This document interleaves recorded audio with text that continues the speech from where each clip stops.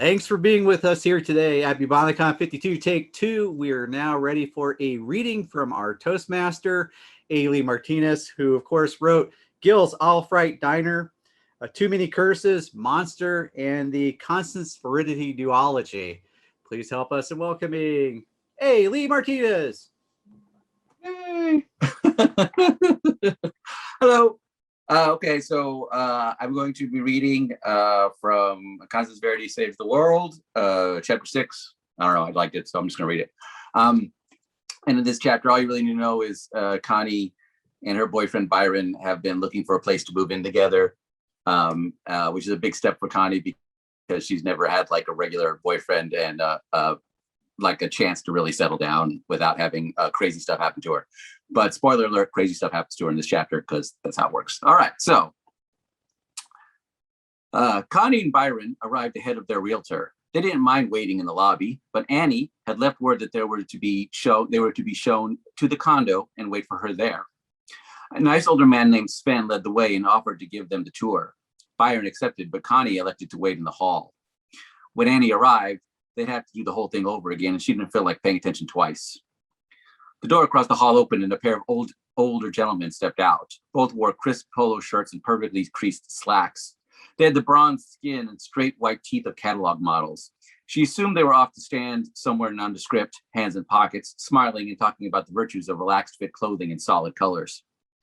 "Oh, hello," said the blonde one. His voice had the smooth polish of a radio ad announcer. Not the fun guy who got to clever dialogue, but the one rattling the legal copy at the end. "You must be our new prospective tenant." "Must be," said Connie, shaking their hands. Their palms were dry and cracked, as were their faces around the neck and ears upon closer inspection. Too much tanning, she told herself, though her experience suggested otherwise. Vance, the blonde one of the two, appraised her. "Have we met before?" "I just have one of those faces," she said. They would find out. Eventually, everyone found out. She wondered if the condo board would accept their offer. Not everyone saw her colorful history as a bonus. She'd had one apartment burned down and a rental house explode. That would probably reflect badly on her application. Enough money could smooth over anything, and Agent Ellington might be able to put in a good word. "You'll love it here," said Luke, the dark-haired one. "It's a great building. Everyone is very friendly." He blinked slowly. Not so slowly that someone would notice it if they weren't looking for it, but she was looking. Their haircuts were identical, stylishly shaggy, covering the top of their ears that were probably pointed. They smiled, their skin crinkled, and a bit of dark red showed by their eyes where the flesh pulled away from whatever was underneath. She didn't need this today. Not today. "We have a great sushi restaurant just a few blocks down," said Luke. "Okay," said Connie, "I'm just going to come out and ask it. I hope this isn't rude, but you're Bluffinites, aren't you?" They smiled at one another. "What's a Bluffinite?" asked Vance innocently. "You don't have to lie about it," she said. I'm just asking. Your disguises are very good. I just know what to look for." They didn't reply, instead glancing to one another. "No need for telepathy," she said. "I don't care, just as long as you aren't here to cause any trouble. Please tell me you aren't here to conquer the earth." "I can assure you we have no idea what you're talking about," said Luke. "Have it your way. I shouldn't have said anything. It's just that my boyfriend likes this place, and if I'm going to be living here, I thought it might be better to start out with everything in the open. My mistake. Let's pretend like this conversation never happened." "Yes, let's," said Luke as he and Vance turned back toward their apartment. "Wait," said Connie. "I think I might have screwed up here. I'm cool. We're cool. You're aliens. I know a lot of aliens. Some of my best friends are aliens." She shook her head. "Never mind. We'll never talk about this again. Nobody here but us Earthlings, am I right?" "Yes, if you'll excuse us," said Vance. They quickly disappeared back into their condo before she could say anything else. Connie thought she should knock on the door and straighten things out, but that also might make things worse. Most aliens weren't out to cause trouble. Most were living their lives. Probably best to not poke at it at the moment. The decision was made when the realtor showed up. She apologized for the delay and led Connie inside. Sven was shoved out the door and the tour started again. Annie Stein was a short, plump woman who had a weird obsession with fixtures. It was always the first thing she pointed out when showing them a new place. "Great fixtures," she said, pointing to the open ceiling dome hanging over their heads. Connie knew it was an open ceiling dome because Annie had pointed this out multiple times with other properties they'd seen. In the course of the 2 weeks since contracting Annie, Connie had become something of an expert on light fixtures. She had a tendency to pick things up fast and remember them on the off chance they might prove useful during an adventure. She didn't imagine knowing the difference between cove and troffer lighting would be vital information, but she couldn't stop herself. Ani led them through the unfurnished condo, indicating various fixtures as they passed. Now, it's a new condo in a nice neighborhood, lovely pendant light there, so demand is high. But the investor of this unit backed out, exquisite sconces here, and they're eager to get it sold. Of course, with this colorful history, never mind the track lighting here, we can always rip it out. There'll be some concerns. You might pay a little more, but it's the neighborhood you check out this chandelier, want it. And I'm sure we can make arrangements suitable to the condo board. They arrived at the master bedroom, and while another realtor might have paused to allow them to enjoy the view, Annie drew the curtains and switched on the lights. Beautiful, isn't it? Beautiful. Connie parted the curtains and looked down at the neighborhood. It was all very pristine and carefully arranged. Upper middle class people milled around in the streets with the faux quaint shops with the faux quaint architecture. Gentrification at work, though even that was faux, as this had never been a downtrodden neighborhood to need fixing up. The view was nice, though. Annie rattled off more details: the square footage, the number of bathrooms, gym access to good schools. She always brought up the schools last with a knowing wink. She was further along in their relationship than they were. Thankfully, she could always return to some other topic with a little prodding. What about the low bay lighting in the bathroom? Asked Connie. Annie's face screwed up as if Connie had suggested they all eat worms for lunch. Oh, I know, ghastly, but flexible. But fixable. She walked out of the bedroom, ostensibly talking to them, but more to herself because she kept talking, though they didn't follow. What do you think? Asked Byron. It's nice, said Connie. You always say it's nice. I travel a lot, she said. I won't be spending as much time here as you. I know, but whatever place we get, it'll still be ours, though this place is a bit pricey. We can afford it. No, you can afford it, he said. The doorman would probably have shot me in the foyer if I dared enter alone. We can find a cheaper place. He laughed. That wasn't my point. I'm glad you have money. It just makes things easier. And this is really a nice place.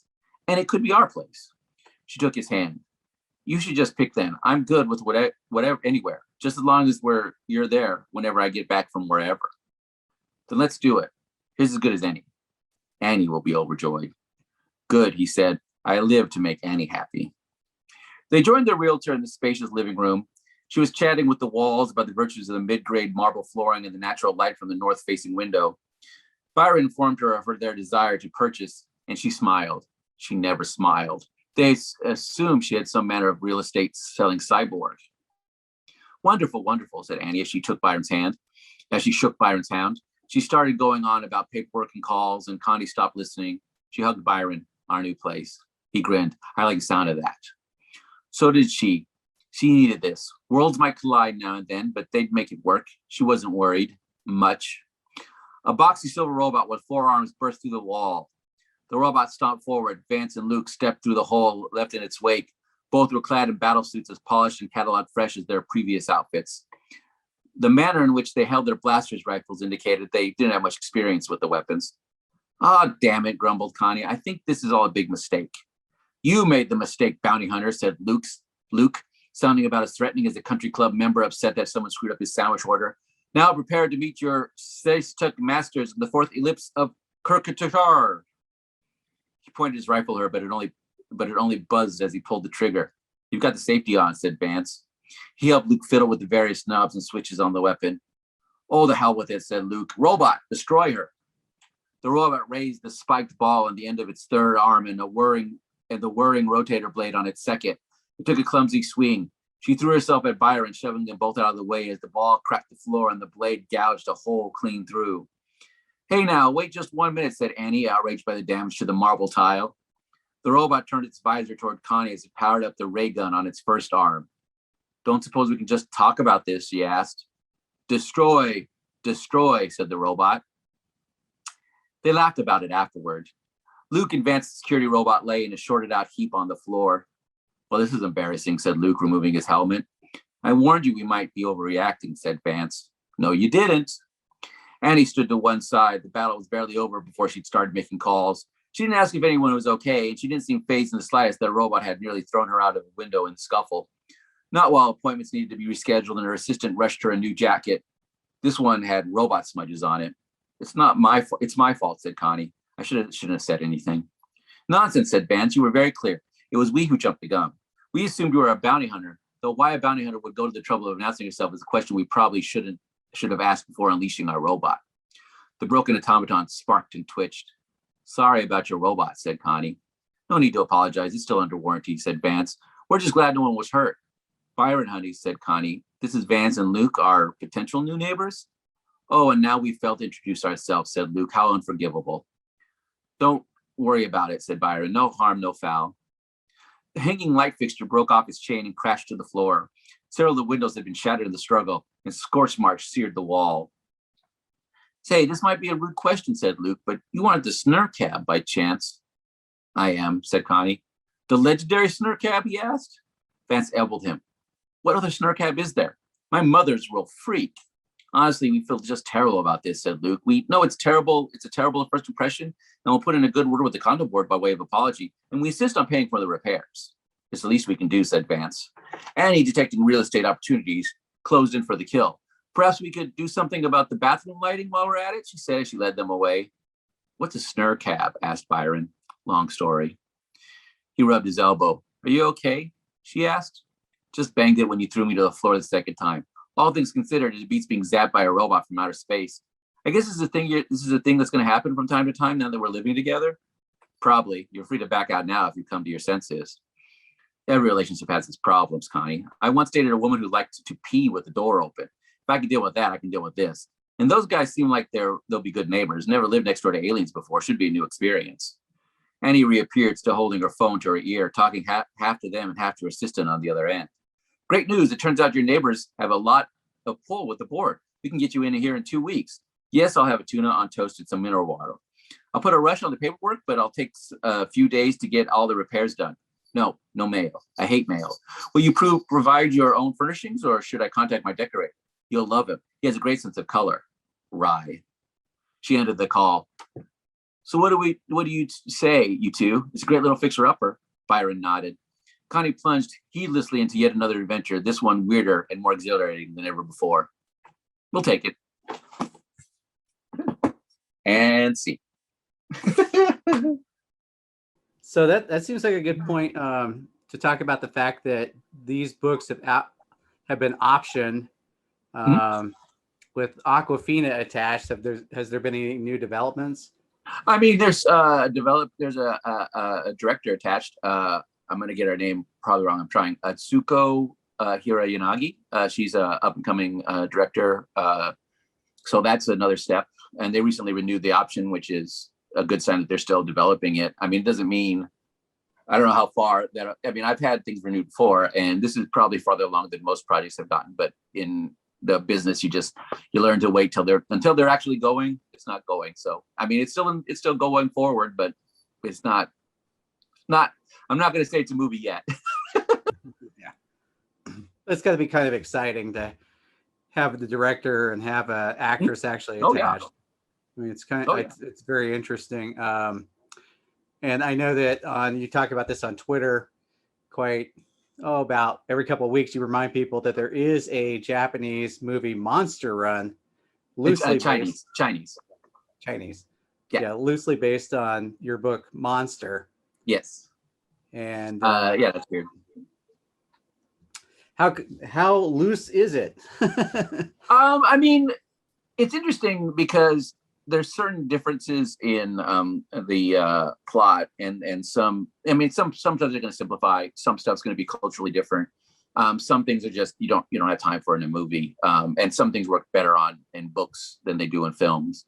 I mean, I think it's pretty. I mean, there's definitely stuff that the best way I can put it is I see the movie. I mean, a lot of this, there's some stuff near the end that's a little different in the way they execute it, but it's still definitely the best way I can put it is I've had people tell me, oh, I think some Chinese company ripped off your book, so it must resemble it in some way. Yeah. So there's definitely a lot of, I mean, they did stuff with their own elements, which I like, but I don't, I mean, when the stuff gets optioned, you never know what's going to happen. And so I don't usually concern myself too much with that. Like if the movie was radically different, I wouldn't be upset by that either. If it was good, if people liked it, but it's definitely, I'd say 70%, 75% me, and then like 25% stuff that they did that worked really well. Yeah, it sounds like you kind of fall into the camp that Stephen Gould commented after Jumper as the check clear. Well, I mean, the thing about writing books is, well, it is collaborative in the sense that I have an editor and I have a publisher and we work together. The book is 95% me. There's definitely influences of my editor and there's influences of my publisher, like those things. But if you don't like the book, it's probably because of something I put in it. But books are less collaborative in that regard, and movies are. I mean, there's a ton of people involved. It's a lot more investment of money and time. It's a lot harder. I mean, one of the reasons I like doing books is because of their nature. I don't have to collaborate as much, but at the same time, when you do a movie or TV show or anything like that, you have to accept that there's going to be different people, different input, and especially because it's a lot more money and effort. But like a great example in Monster Run is there's a scene that's not anything like it in the book, and it's one of my favorite scenes in the movie because I think it's such a cool idea. But I mean, that's not anything related to what I wrote, and so would I be upset if there's a cool scene in the movie that I think that's really interesting? No. So it's just, you got to accept that it's part of the job. And again, I will always say, if someone comes up to me and says like, hey, I really liked Monster Run, I didn't care for the book, I'm like, well, good, I got paid for the movie too. And if someone's like, hey, I didn't like the movie very much, but I liked the book, I'm like, well, good, I wrote that and I get paid for that too. So it's just about, at the end of the day, it's just about making media that people like and that you can feel proud about. And like, if Monster Run was complete, if I didn't like it at all, I still wouldn't be upset because it's like, well, it's not my thing, it's somebody else's. And if the fact that I like it is nice.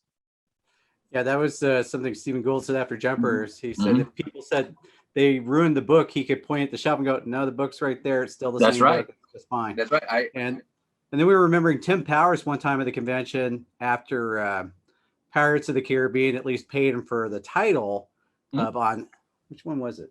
Stranger Tides. He said, they can put dancing gerbils in it as long as the check clears to me, my book's still fine. So right, and I think that's really important because you're right. When I met Gould at a while back. I think it was at the Nebulous. I was a guest, and it was when Jumper was coming out. And yeah, it's the exact same thing. It's like, yeah, you don't get too obsessed about it because I mean, it's just understanding the control you have. I mean, again, one of the reasons I like writing books is because it is me, but I know a movie's much different. And also, just because I can write a good book, fingers crossed, doesn't mean that like I think I could make a good movie. I think most people who read your books know that you combine humor in with your fantasy or science fiction. Is that just something that comes natural to you, or do you find it's a skill set, or what? Well, I mean, it's a skill set. I think I don't necessarily set out to write funny stuff. I mean, sometimes I write funny stuff. It's all about, I think the most important part of, I think, becoming a better artist of any type really is discovering your voice and your style. And so I don't consider myself a funny writer. I mean, I do write funny stuff that has, but not everything I write is funny, but usually there's at least a sense of humor in it. I tend to think of myself more of a anything goes writer. I really like Constance is my nod to like old Pulp Fiction, so it's like literally all the genres, and like if I had the time and effort, I could even write like different styles of books. Like there'd be like a Nancy Drew style book when she was young, and a John Carter Mars style when she was like a teenager, and I just love kind of combining all those elements. And I think the thing about a lot of my writing is characters are just kind of nonchalant about that stuff, and that's where a lot of the humor comes from. It's kind of people getting used to stuff, but I don't know if I consider that necessarily silly as much as that's how life is. So it's my voice. A lot of it is weird stuff and people kind of getting used to it. And so that ends up being accidentally or intentionally humorous quite a bit. Yeah, I don't think it comes deliberately through like I'm trying to write Monty Python. Yeah, right. It just happens to involve science fiction. I think you're right that it's more that your voice has a sense of humor, even if there's something dramatic going on. Yeah. There might be something within the scene that one sentence or that one character reaction might be humorous, but that doesn't mean that the whole thing is. Yeah. Yeah. And can you talk anything about what you're working on now? Well, I finished the Consonance 3 finally, the copy. Yes, that should be out in I think March 2022. I think that's the new scheduled date. I'm kind of throwing around a bunch of ideas now to kind of figure out what I'm doing, because I'm trying to do something original. So there's a few ideas. Nothing. I haven't got anything that I'm so wedded to yet that I can really say much about it. I mean, there's also some, I don't know how much I can say about it, but there's some Netflix stuff going on that may involve, but that again is early stages, so that might not go anywhere. Other than that, I'm just trying to throw some stuff against the wall and see what sticks. Can you give any hint as to what Constance faces in her third adventure? The third adventure is, it's called Constance Verity Destroys the Universe. And basically, at some point in the book, early in the book, everyone, like, there's all these psychics and all these prophets and all these oracles and all these, like, people who can make predictions. And they're like, well, they all decide that they have to kill Constance Verity because she's going to destroy the universe somehow. And they don't know how, they just know. And so she's got to figure out how to not be killed by everybody while she's figuring out how she's supposed to destroy the universe and how she can stop that from happening. And so it gets that's the central premise of it. It gets weirder from there, but and that, I mean, obviously that when you did a trilogy, are there any of your older books that you'd like to go back to and do a sequel, or is that in I mean, general I was loosely working on a sequel to Gil's Off-Right Diner, my first book, and I still like it, but I don't know how much farther I'm going to get on it. I don't know. I mean, this is a really interesting question because I like writing different stuff and I like writing new stuff, and I don't mind. I mean, the Constance Verity trilogy was a new experience for me. It's my first sort of, everything else is standalone. And I did like where the doors it opened for me in sense of like storytelling. There are certain things you can't tell in a single story that you can tell in a longer series kind of thing. But the thing is, a lot of that stuff is so old. Like I love Gil's Off-Right Diner, but it's like 16 years old for me now. It's such a different place I'm at. And some of the newer stuff, even that's like 4 or 5 years old. So I don't know. I mean, I don't ever want to, I've said this before, I don't fault anybody for wanting to write the same sort of series or all that, because you can do a lot of good stuff. And again, if people are enjoying it and you're enjoying writing it, then I don't care. But I'm often kind of like, I want to do stuff I want to explore. Now, on the other hand, I can't say, if someone was offering me a ton of money or there was a really good incentive to write something, I think I could do it, because there's some really good ideas I have that I just, barely explored. But I'm not at that stage of writing where people get excited about, like, so I can honestly say it's never been an issue because no one's ever said, hey, we'll give you, $1 million to write a Gil's Off-Right Diner sequel. I mean, I do that because even if I did it, spoiler alert, even if I didn't think I had a good idea, I'd still take that $1 million. But but that's probably not an issue. It's just at this stage, I've discovered that ultimately I try to find something I'm excited about, and it seems to be working. And I hate to and I think that's ultimately what it comes down to: be excited about what you're writing, be engaged in what you're writing. And so I don't know if I can. Again, I wrote the Gil's thing and I was enjoying it, but at the same time, I mean, just so many ideas I have. Right. And I we'll give you a little plug here for people that do want kind of, we'll say, further adventures in quote marks. You put out your story collection, Robots versus Slime Monsters, that you went and did short stories in several of your book universes. There's a little bit more for people who want more. That is 10 short stories each one based on my first 10 books. And some have characters from the stories, some just use the setting, some so I mean, they're good. I like them. My website, Alien Martinez, has sometimes I'll put short fiction on it for free too, and sometimes it'll be related to something I wrote, sometimes it's completely original. We're still in the tail end of the pandemic, which is why we decided to go physical this year. Yeah. Hopefully, I mean, not hopefully, we should be physical next year, and we'll certainly be trying to get you here for that. But how have you all been doing near Dallas during the pandemic? Well, you can't speak for everybody, but I'm doing okay. And we're doing okay. I mean, again, I work from home, so it wasn't an issue. My wife, she has a job where she does do part-time work. She sells stuff, and she also works at an antique mall. And so she took precautions, and she was fine. And like we're all vaccinated, so we're doing okay. I mean, it's not. It was a little frustrating sometimes. You get a little cabin, fever, but at the same time, I'm lucky enough. I'm one of those lucky enough that my job really wasn't affected. Right. And that, I mean, not everyone's that lucky. And so I got lucky. Yeah. I know that even in the publishing world, of course, is that a lot of books got delayed just because of all the various printing delays and distribution delays. And so that's really where authors were affected to a degree. It's like, well, this book was supposed to come out 9 months ago. Well, I know that I do know some author friends who had their debut books come out either last year or around this time. And they got a little bit screwed by that process, mainly because it's just hard to get attention when you're a new book, and it's kind of even harder when you can't necessarily do something about it. But I mean, I didn't really have anything come out at that time, so I'm fairly untouched. I mean, again, that's just a fluke. It wasn't. I should have had something come out, but I didn't. I just didn't. We didn't have everything in play. I didn't experience any delays. I was lucky in that regard.